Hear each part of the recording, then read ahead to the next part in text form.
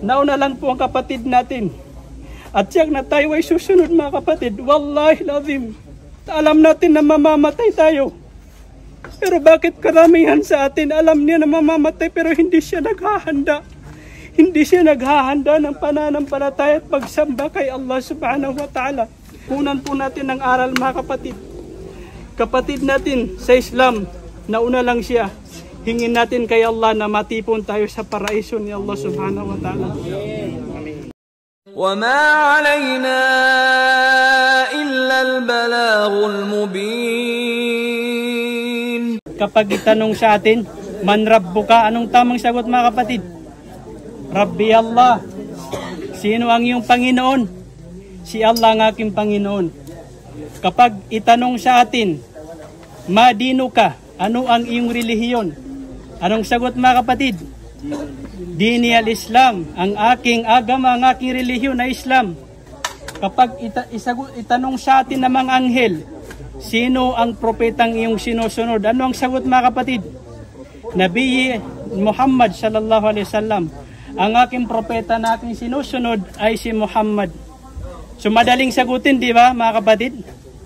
Pero sa ilalim ng libingan, kung hindi natin sinamba si Allah, kung hindi naman natin sinunod ang katuruan ng Islam, kung hindi naman natin sinunod ang propeta Muhammad sallallahu alaihi wasallam, hindi tayo makakasagot. Anong isasagot ng tao?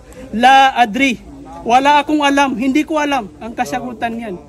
Pagkatapos sagutin ng la adri, siya ay paparusahan ng mga anghel ni Allah subhanahu wa ta'ala. So paano tayo makakasagot mga kapatid? Isabuhay natin ang pagsamba kay Allah. Isabuhay natin ang turo ng Islam. Isabuhay natin ang turo ng mahal na propeta Muhammad sallallahu alaihi wasallam. Isabuhay po natin yan at tayo ay makakapasok sa paraiso ni Allah subhanahu wa ta'ala. Mga kapatid, nauna lang po ang kapatid natin. At tiyak na tayo ay susunod mga kapatid. Wallahi lazim. 100% alam natin na mamamatay tayo. Pero bakit karamihan sa atin alam niya na mamamatay pero hindi siya naghahanda? Hindi siya naghahanda ng pananampalataya at pagsamba kay Allah subhanahu wa ta'ala. Dumadaan sa kanya ang maraming namamatay na mga naging kaibigan pa niya, mga kakilala niya. Pero di matarog ang iyahang kasing-kasing. Di maunsang iyang kasing-kasing taon. Dili maka huna nga kinahanglanan niya maghinulsul kang Allah subhanahu wa ta'ala. Kailangan na niyang magbalik-lob kay Allah subhanahu wa ta'ala. Kabilang yan sa palatandaan ng pagkabulag ng puso. Kunan po natin ang aral mga kapatid. Kapatid natin sa Islam, nauna lang siya. Hingin natin kay Allah na matipon tayo sa paraiso ni Allah subhanahu wa ta'ala.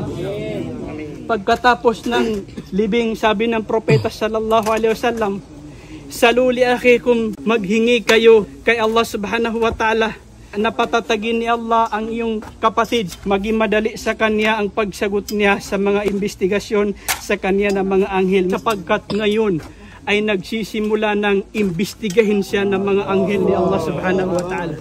So ang panalangin po natin dito mga kapatid, para masunod talaga natin ang turo ng propeta sallallahu alaihi wasallam, ay manalangin tayo ng bawat isa sa ating sarili lamang. At hindi na yung ijama na natin sapagkat hindi ganyan yung dinaanan ng propeta sallallahu alaihi wasallam. Sa sarili lang natin. O Allah, patatagin mo ang aming kapatid. Iyong kahabagan ng aming kapatid. Patatagin mo siya.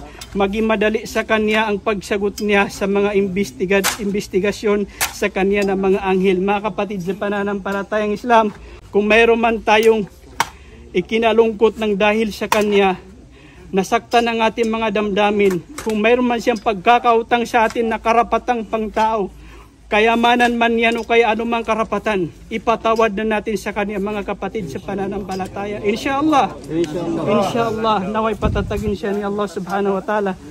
Yung mga gamit niya ay iuwi natin. Magagamit pa to mga kapatid, huwag niyong ikatakot. Iuwi natin, gamitin natin sa bahay. Walang problema po yan mga kapatid. Wala pong nabanggit sa Islam na kailangang iwanan ang kaniyang mga gamit at hindi pwedeng gamitin mga kapatid. Sayang yun mga kapatid.